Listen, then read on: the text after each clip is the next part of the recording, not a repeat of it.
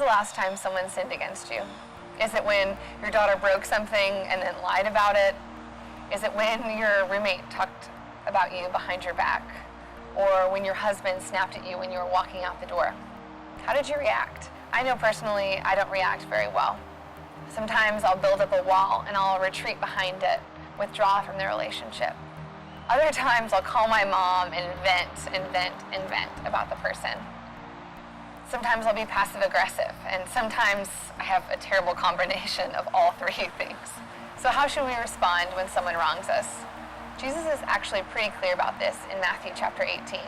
His answer is to hug the sheep. So I'm originally from Houston, and right now we're in rodeo season. My favorite thing about the rodeo isn't the corn dogs or the Ferris wheel, though I love both.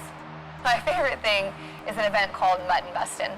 It's where they take little kids and they deck them out in safety gear. So they give them a face mask and some pads to cover their arms, and then they put them on the back of a sheep.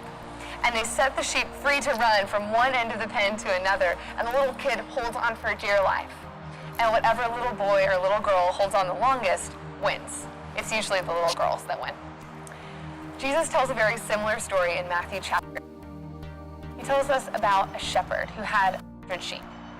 One of his sheep wandered off. It left the herd. It got lost. The sheep was in danger of disease, of predators, of falling into a hole. Sheep are not really known for their self-protective mechanisms. But the shepherd, instead of sitting back and instead of gossiping with the other shepherds about how dumb that sheep was, he gets up and he goes after the sheep. He tracks him down, and when he finds him, he rejoices more over the one sheep that had been lost and then found than the 99 who never left. And Jesus says that God the Father is the same way. He desires that none of his children should perish. And so from this we learn that our God is a God of reconciliation. He's a God of bringing lost people back to himself. And from here, Jesus tells us what we should do when someone wrongs us.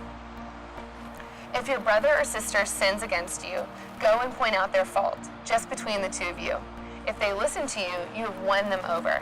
But if they will not listen, take one or two others along, so that in every matter may be established by the testimony of 2 or 3 witnesses.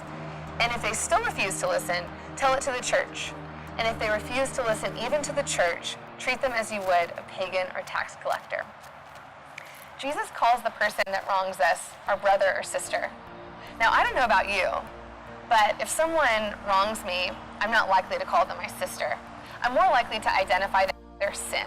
If someone lies to me, I'll call them a liar. I'll put distance in between myself and them. But Jesus reminds us that all the people around us are also children of God. And we're meant to remember that our goal in conflict is reconciliation. We're supposed to be like that shepherd who went out and sought the sheep. He didn't wait for the sheep to come back. He went out and chased after the one who had been lost. And so if someone hurts your feelings, our first step is to remember that our goal is to bring them back in close, is to pray and ask God for a good heart in approaching the conflict. Our second step is to go to them one-on-one. This is really difficult. Conflict is messy and hard. It can be really awkward. It's much easier to be passive-aggressive, but in the end, that doesn't really help anyone or anything.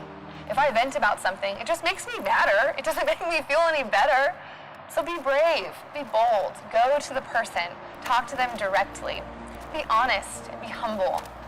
Often not, they'll understand and they'll want to be brought back close to you.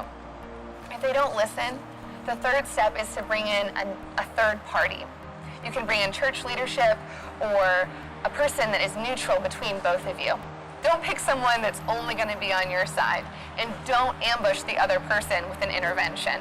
Ask their permission if you can involve other members into the conflict.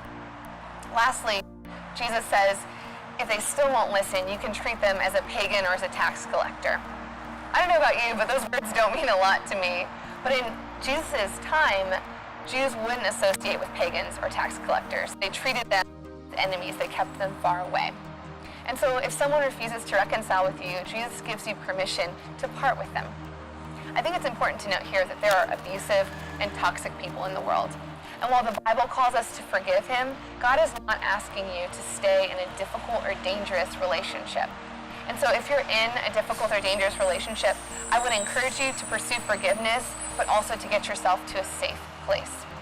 So in conclusion, to address conflict in a biblical way, we're to remember the Father's heart of reconciliation. We're to go and be brave and talk to the person one-on-one. We can involve other church members if things get sticky. And if someone is difficult or dangerous, we can separate ourselves from them for a time.